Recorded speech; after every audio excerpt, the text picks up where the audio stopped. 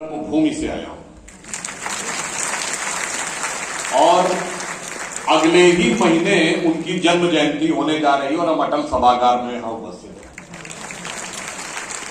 तो सर्वप्रथम तो मैं श्रद्धेय अटल जी को जो उन्होंने जीवन जिया, और मैं कहना चाहूंगा कि उन्होंने अपनी प्रसिद्ध कविता हिंदू तनमन हिंदू जीवन रग रग हिंदू मेरा परिचय का जो एक छंद था वो समर्पित करना चाहूंगा, जो मुझे लगता है कि मध्य भारत शिक्षा समिति उसे चरितार्थ करती हुई दिखाई पड़ रही है कि समाज को समर्पित कैसे था। अटल जी ने कहा था, मैं एक बिंदु परिपूर्ण सिंधु है मेरा ये हिंदू समाज, मेरा इसका संबंध अमर, मैं व्यक्ति और यह है समाज, मैं तो समाज की भांति हूं, मैं तो समाज का हूं गुलाम, मैं तो समष्टि के लिए व्यष्टि का कर सकता बलिदान अभय, हिंदू तन मन हिंदू जीवन रग रग हिंदू मेरा। और मुझे याद है बचपन में one of my earliest memories 1984 का चुनाव अटल जी ग्वालियर से लड़े थे और मतगणना समाप्त होने से पहले उन्होंने पराजय स्वीकार कर ली थी।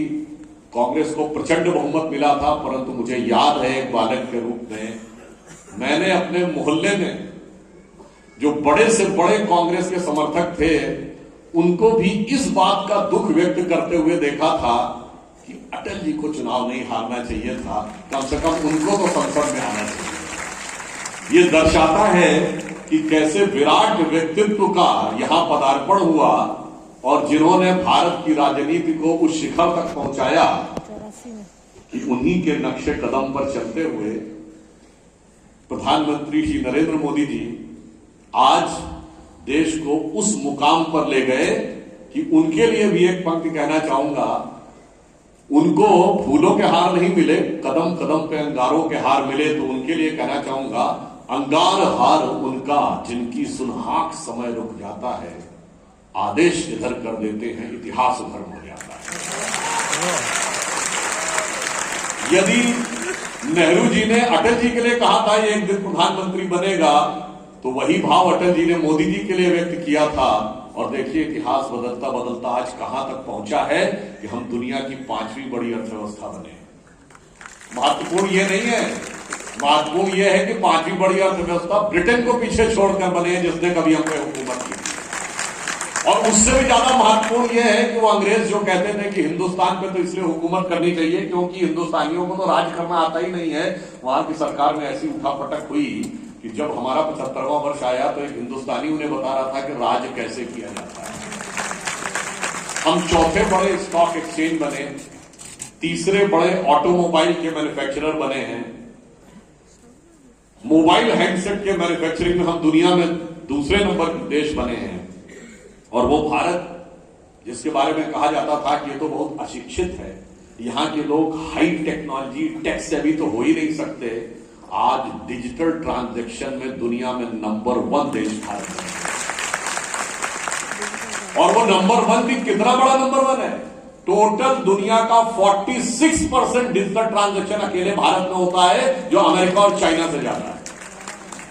यानी ये दर्शाता है कि भारत कैसा बदलाव लेकर उभरता हुआ आ रहा है, परंतु ये सारे के सारा बदलाव क्या वास्तविकता में सार्थक हो सकता है जब तक आपके मन का भाव स्पष्ट ना हो।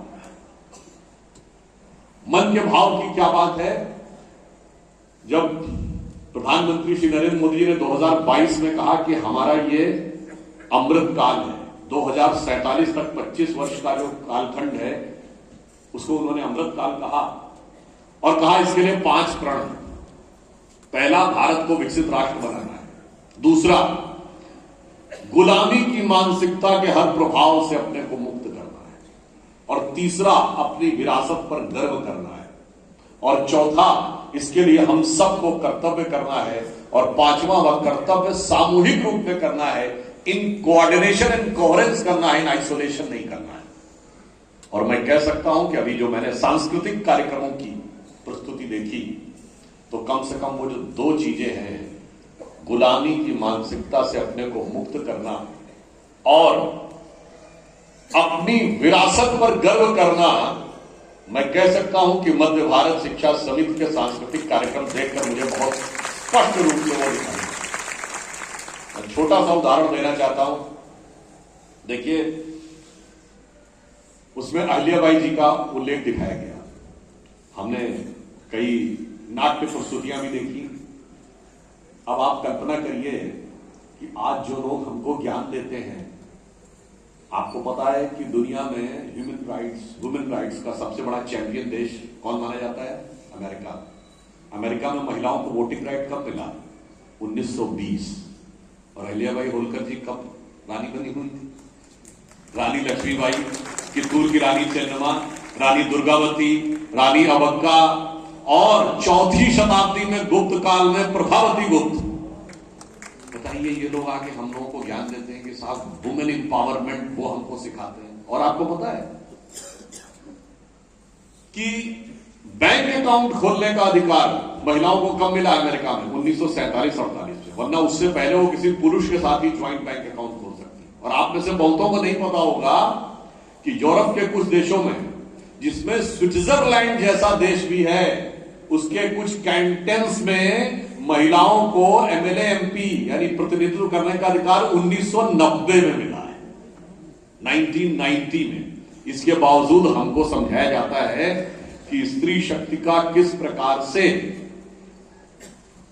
सम्मान करना चाहिए, यह हमें उनसे सीखना चाहिए। ऑन द कॉन्ट्रेरी, मैं ये भी आपको बताना चाहता हूं, आप सबने अंग्रेजी में वो शब्द सुना होगा, विच हंट।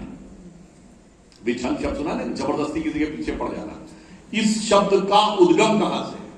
ब्रिटिश पार्लियामेंट ने 16वीं शताब्दी में विच क्राफ्ट एक्ट पारित किया था।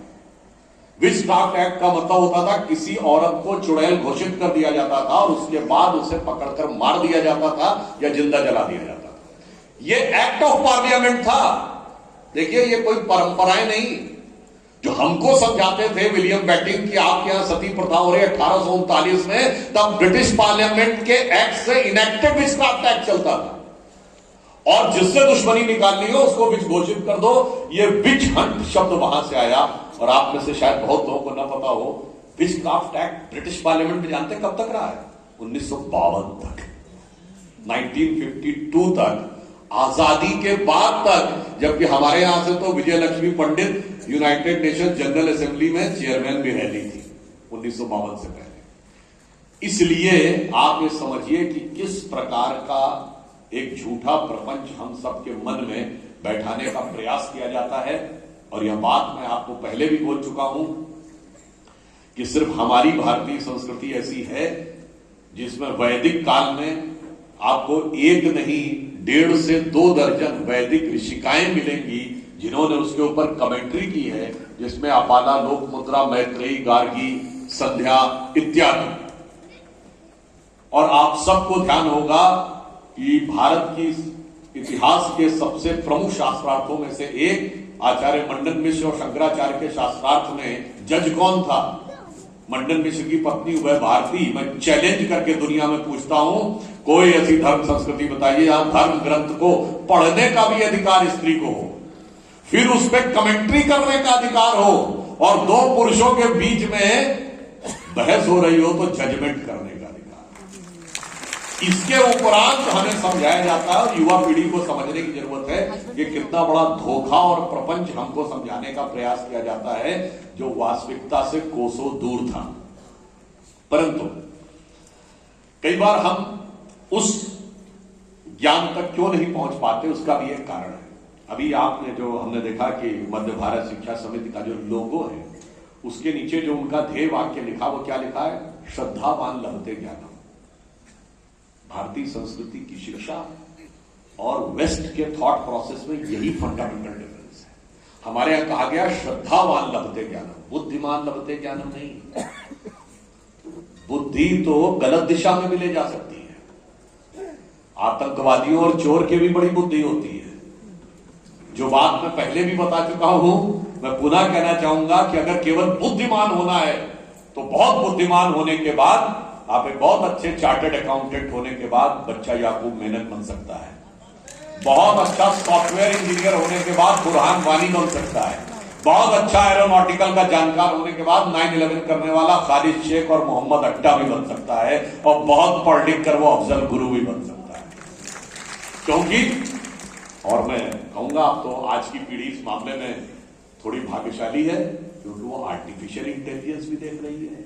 तो भैया बुद्धि आर्टिफिशियल भी हो सकती है, और आर्टिफिशियल इंटेलिजेंस आपकी नेचुरल इंटेलिजेंस से तेज हो सकती है, परंतु